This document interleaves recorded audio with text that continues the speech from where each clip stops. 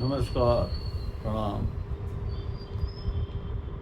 Digital ઉટોપિયાથી પુસ્તકો તરફ પાછા વળતું નોર્વે.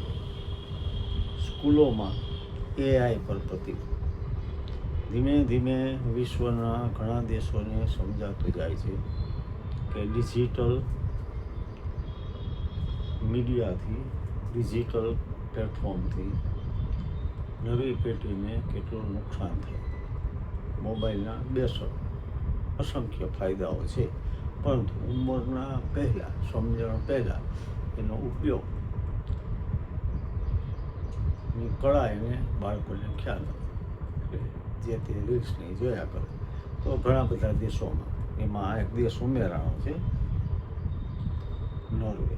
એના વિશે એક સુંદર લેખ, એની ફોટોકોપી પણ મેં સાથે જોડેલ છે. શ્રી જયેશ ઠકરા સાહેબે લખ્યું છે કે શાળામાં સૌથી મહત્ત્વની બાબત એ છે કે આપણા બાળકો વાંચતા, લખતા અને ગણિત ગણતા શીખે. એઆઈ પર નિયંત્રણ ઓછું થાય. અતિશય નિર્ભરતા થઈ ગઈ. સામાન્ય બાબત એઆઈને પૂછવાનું. તો સ્વતંત્ર જે વિકાસ થવો જોઈએ માનસિક, એ થતો નથી. ટેકનોલોજીની આંધળી દોડમાં આખું વિશ્વ જ્યારે આર્ટિફિશિયલ ઇન્ટેલિજન્સ એઆઈ પાછળ ઘેલું થયું છે, ત્યારે યુરોપના સૌથી સમૃદ્ધ અને શિક્ષિત દેશોમાંના એક એવા નોર્વે શિક્ષણ જગતમાં એક અભૂતપૂર્વ અને ક્રાંતિકારી કદમ ઉઠાવ્યું.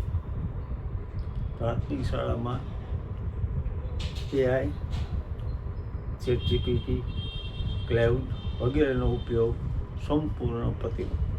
નોર્વેના વડાપ્રધાન જોનાસ સ્ટોરે આ ઐતિહાસિક નિર્ણય જાહેર કર્યો અને કહ્યું કે શાળામાં સૌથી મહત્ત્વની બાબત છે બાળકો વાંચતા, લખતા અને ગણિત શીખે. નોર્વે આ નિર્ણય લીધા પાછળ ઊંડાણપૂર્વકનું સંશોધન કર્યું છે અને વિદ્યાર્થીઓની ઘટતી શૈક્ષણિક સ્તરને મુખ્ય કારણ કરાય છે. ન્યુરો સાયન્ટિસ્ટના મતે જ્યારે નાના બાળકો હોમવર્ક કે પ્રોજેક્ટ માટે એઆઈ ટૂલ્સનો ઉપયોગ કરે છે, ત્યારે કોગ્નિટિવ ઓફલોડિંગનો ભોગ બને છે. એટલે કે માનસિક મહેનતથી બચવા માટે મગજનો ઉપયોગ કરવાને બદલે બધું જ કામ પછી કરી આપે, એવી માન્યતા. એઆઈના ઉપયોગથી જરૂરી જ્ઞાન, વિવેચનાત્મક વિચારસરણી, critical analysis, critical thinking, self regulation થતું નથી.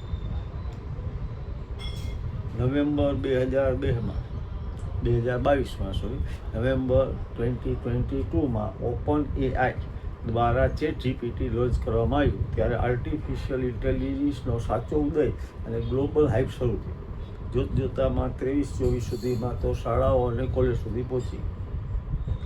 શરૂઆતમાં એવું લાગતું હતું કે શિક્ષણને વ્યક્તિગત બનાવી દેશે, ક્રાંતિકારી, પરંતુ ટૂંક સમયમાં એના નેગેટિવ આસ્પેક્ટ્સ, નકારાત્મક પાસા સામે આવવા લાગ્યા.